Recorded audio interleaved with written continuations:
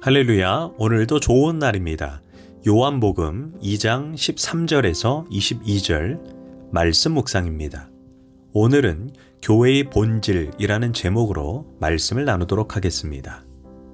A.W. 토저라는 유명한 목사님이 이런 말을 했습니다. 현대 교회는 성도들에게 온유하고 인자하신 사랑 많으신 하나님에 대해서 가르치는 반면 진노하시고 징계하시고 심판하시는 하나님에 대해서 말하기를 거부했다라고 말했습니다.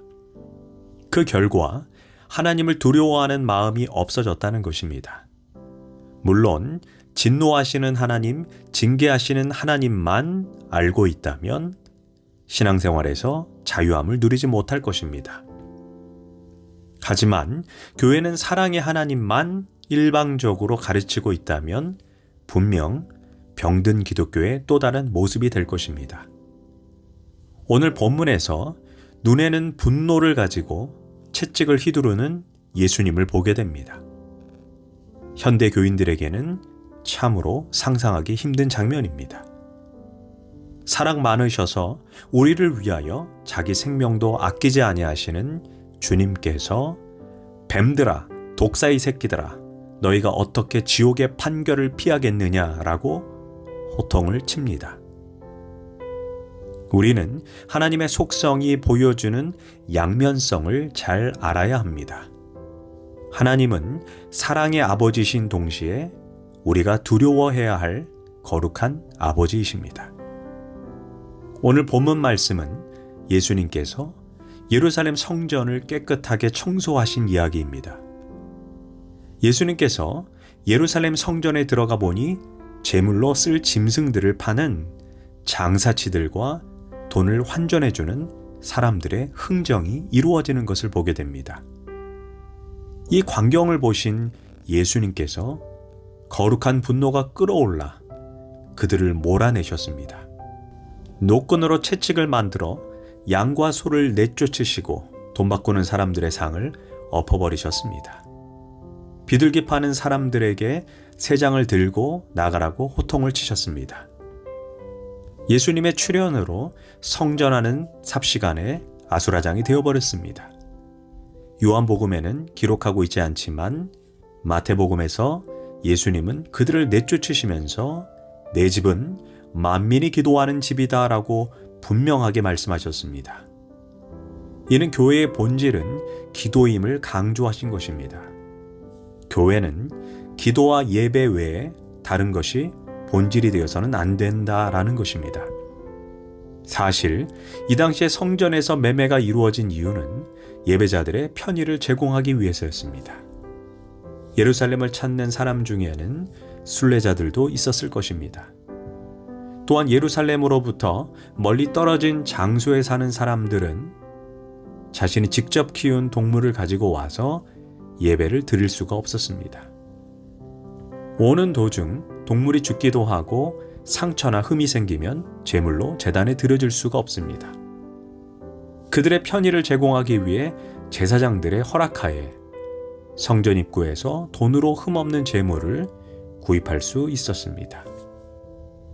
그러나 인간이 하는 일이 다 그러하듯이 인간은 쉽게 본질을 잃어버리는 존재입니다. 제사장들과 상인들이 이후에 서로 결탁하여 서로의 이윤을 남기기 위해 원래 가격보다 실제 16배 이상의 가격으로 판매되기도 했습니다. 무엇보다 문제는 정결하고 흠없는 동물이나 새가 판매되기보다 많은 이윤을 남겨야 제사장들에게 더 많은 뇌물을 줄 수가 있었습니다. 그래서 제사장의 허락하에 흠 있는 짐승을 싸게 구입해서 흠없는 제물로 둔갑시켜 비싸게 판매했습니다. 또한 돈을 바꾸는 환전 상인들이 왜 필요했을까요? 그 당시에 통용되는 화폐는 로마의 화폐인 달란트였습니다. 문제는 달란트에는 로마의 황제 얼굴과 함께 로마의 황제는 신이다 라는 문구가 있었기에 그 화폐를 예배 장소에서는 사용될 수가 없었습니다. 그들은 돈 바꾸는 상인들에게 유대인들이 사용하는 세겔이라는 화폐로 바꾸어서 재물을 구입할 수 있었습니다. 제사장들이 상인들과 결탁되어 환전시 시세보다 적게는 3배에서 4배 차이가 나기도 했습니다. 이후에는 주객이 전도되어 거룩한 예배가 드려져야 할 장소가 기도하는 예배자들보다 오히려 큰 이윤을 남기려는 상인들로 북적였습니다. 예배 장소에 통곡과 기도의 소리보다 장사치들의 외침만 가득하게 됩니다. 결국 예배를 드리는 성전으로서 본질을 잃어버리고 상거래의 장소가 되어버렸습니다. 이런 모습을 지켜보신 예수님은 그들의 상을 얻고 장사하는 모든 사람을 내쫓았다라고 말합니다. 여기서 내쫓았다라는 단어의 원어를 보면 엑세 발렌으로, 이 단어는 주로 예수님께서 더러운 영이나 귀신을 내쫓을 때 사용되던 단어입니다. 이런 의미에서 성전에서 매매하는 자들과 동거래하는 자들을 내쫓는다라는 의미는 그들이 귀신들과 별반 다름없다는 것을 말해주고 있는 것입니다. 이처럼 교회 안에서 본질을 잃어버리고 행해지는 모든 행동에 대해 예수님은 가증하게 여기신다는 것입니다. 우리는 이 부분을 묵상하면서 교회 안에서 예배와 기도, 찬양이 중심이 되어야 할 장소에 본질을 잃어버리고 인간적인 사귐이나 돈 거래가 일어나서는 안 된다라는 것입니다. 또한 때때로 선거철이 되면 표를 얻기 위한 홍보 장소로 변해가는 모습도 예수님의 눈에 본질을 잃어버린 가증스럽고 더러운 귀신의 역사가 될 수 있음을 잊지 말아야 합니다. 저는 이런 생각을 해보았습니다. 만약 예수님께서 우리가 예배드리는 이 자리에 오시면 채찍을 들고 휘두르지 않으실까? 강대상을 뒤집어 엎지 않으실까? 성가대원들을 다 쫓아내지 않으실까? 봉사하는 사람을 질책하지 않으실까? 장사 속에 눈이 어두운 채 건성으로 예배를 드린 자들도 있기 때문입니다. 예수님의 이런 모습에 제사장들은 무슨 권한으로 이런 일을 하냐고 표적을 보이라고 말합니다. 그러자 예수님께서 너희가 이 성전을 헐라 내가 사흘 동안에 일으키리라 라고 대답했습니다. 이는 예수님께서 자신의 몸을 성전에 비유하셔서 자신이 죽었다가 사흘 만에 살아날 것을 미리 말씀하신 것입니다. 그러나 유대인들은 이 참된 말씀의 의미를 깨닫지 못했습니다. 도리어 예수님의 말씀에 대해 성전을 모독한 말로 간주하여 훗날 이 사건으로 인해 예수님은 십자가에 못 박히게 됩니다. 또한 제자들도 예수님의 이 말씀을 그 당시에는 이해하지 못했습니다. 22절에 보면 부활하신 이후에 제자들이 이 말씀을 이해하고 믿었다라고 말합니다. 당시 영적으로 무지했던 제자들도 실상은 유대인들과 별반 다름이 없었습니다. 그러나 제자들은 훗날 보혜사 성령을 통해 깨닫게 됩니다. 보혜사 성령, 곧 아버지께서 내 이름으로 보내실 성령, 그가 너희에게 모든 것을 가르치고 내가 너에게 말한 모든 것을 생각나게 하시리라. 엄밀히 말해 제자들도 마가다락방에서 성령을 경험하기 전에 성경을 제대로 이해하지 못했습니다. 성경은 성령의 도우심 없이는 이해할 수가 없습니다.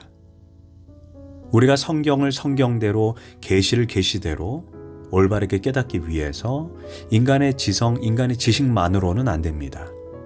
반드시 성령의 조명하심이 있어야 합니다. 성령께서 우리의 닫힌 눈, 은폐된 눈을 온전히 열어주실 때 우리는 하나님의 말씀을 온전히 이해하고 깨달을 수가 있습니다.